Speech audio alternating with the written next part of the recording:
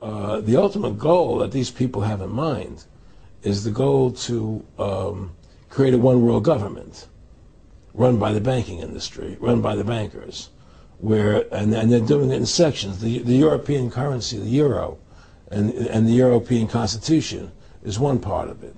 Now they're trying to do it in America with the North American Union, right? And they want to create a new currency called the Amero, right?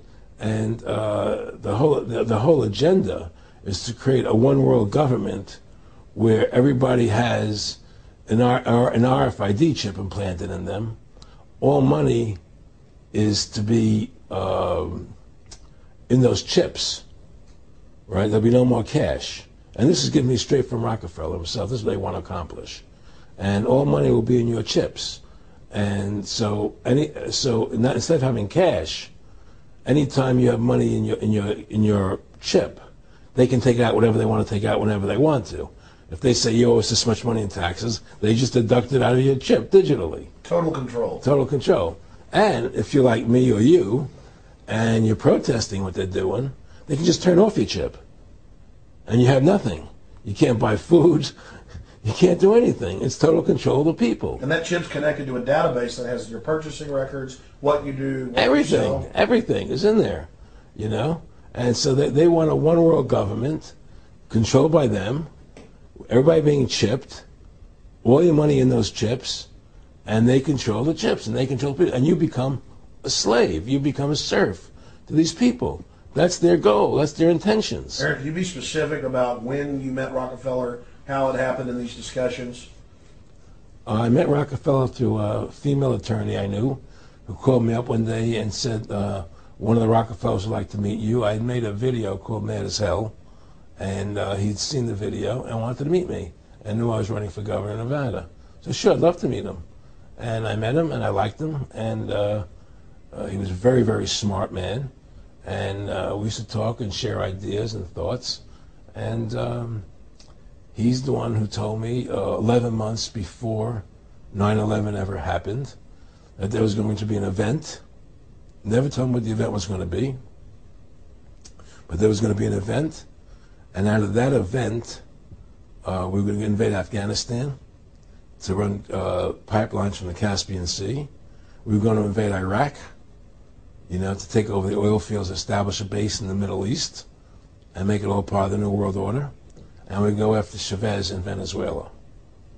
And sure enough, later 9/11 happened, and I remember he was telling me how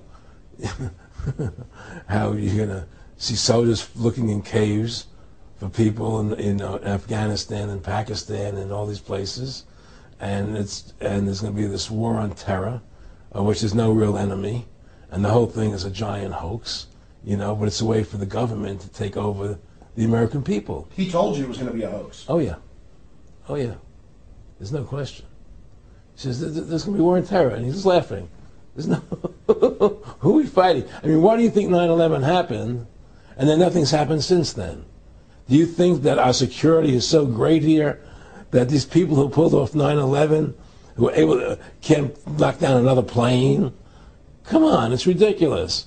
9/11 was done by people in our own government and our own banking system to perpetuate the fear of the American people into subordinating themselves to anything the government wants them to do. That's what it's about, and to create this war, this endless war on terror. And that's why and that was the first lie. And the next lie was going into Iraq, you know, to get Saddam Hussein out with his weapons of mass destruction. That was the next lie. Now, specifically, this was a little over 6 years ago. This was 11 months before 9/11. Yeah. And Nick Rockefeller, who's a lawyer, he's become your friend over the previous years, and he's saying to you that there's going to be this big event, and then out of that we're going to have a war on terror, and it's just going to go on and on. Right, an endless war on terror without any real enemy. That you can never, so you can never define a winner. And did he say that it's going to be perfect because you can't define an enemy? It just goes on and on? Yeah, because you can't define a winner. There's no one who's on to beat, so it goes on and on forever. And they can do whatever they want. They scared the hell out of the American public. Look, this whole war on terror is a fraud. It's a farce. It's very difficult to say it out loud because people are intimidated against saying it. Because if you say it, they want to make you into a nutcase. But the truth has to come out. That's why I'm doing this interview. The fact of the matter happens to be that the whole war on terror is a fraud. It's a farce. Yeah, there's a war going on in Iraq because we invaded Iraq. And people over there fighting, you know. But the war on terror, it's a joke, you know. And until we discover what really happened on 9/11 and who was responsible for 9/11, because that's where the war on terror emanates from. That's where it comes from. It was 9/11 that allowed this war on terror to begin. And until we get to the bottom root of 9/11, the truth of 9/11, we'll never know about the war on terror.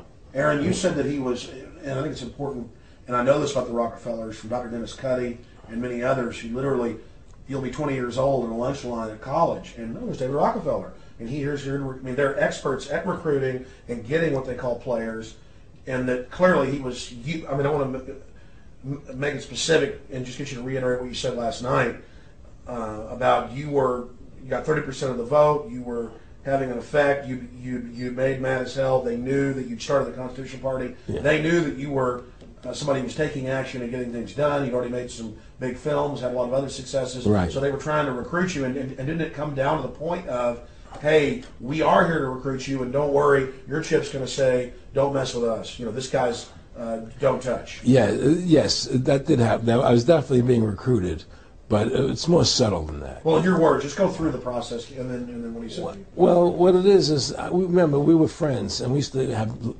come to my house a lot. We'd have dinner, we'd talk, and he'd tell me about business investments I get involved in, you know, or they would help me with this business investment or that business investment. And was I interested in joining the Council on Foreign Relations? You know, I would have to get a letter to join them, but was I interested in that? And, you know, just stuff, you know, leading you on. And I used to say to him that I never really did that because that wasn't where I was coming from. You know, as much as I like you, Nick, you know, your ways and my ways we're on the opposite side of the fence. You know, I don't believe in enslaving people, you know, and he would come back with, oh, I do? Or? Well, it would be more like, you know. It's better for them. Well, it's more like, you know, how do I put it? It was like, what do you care about them? What do you care about those people? What difference does it make to you?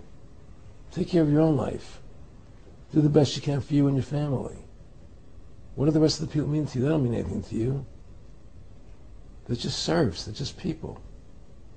You know, it was just a lack of caring, you know, and that's just not who I was. It was just sort of like cold, you know. It was just like cold, you know. And I used to say to him, what's the point of all this? You have all the money in the world you need. You have all the power you need. What's the point? You know, what's the end goal? And he said the end goal is to get everybody chipped, to control the whole society, to have the bankers, the elite people, you know, the bankers and some governor controlling the world. And I said, all the people in the Council on Foreign Relations believe this way you do? He said, no. You know, most of them believe they're doing the right thing. A lot of them believe it's better off being socialistic. You know, we have to convince people that socialism is really capitalism. Because America is becoming a socialist country. It's a communist country today. Well, one of the things they told me was that he was at the house one night, and he would talk, and he started laughing. He said, Aaron, what do you think women's liberation was about? And I said, I had pretty conventional thinking about it at that point. I said, I think it's about women having the right to work, getting equal pay with men, just like they won the right to vote, you know? And he started to laugh. He said, you're an idiot. And I said, why am I an idiot? He said, let me tell you what that was about. We, the Rockefellers, funded that. We funded women's lib, you know? And we're the ones who got all over the newspapers and television, the Rockefeller Foundation. He says, and you want to know why? He says, there were two primary reasons.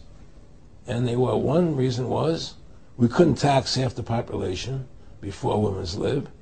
And the second reason was, now we get the kids in school at an early age. We can indoctrinate the kids how to think. It breaks up their family.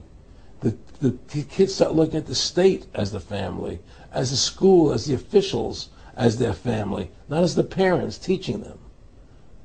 And so those are the two primary reasons for women's lib, which I thought up to that point was a noble thing. You know, when I saw their intentions behind it, where they were coming from when they created it, the thought of it, I saw the evil behind what I thought was a noble adventure.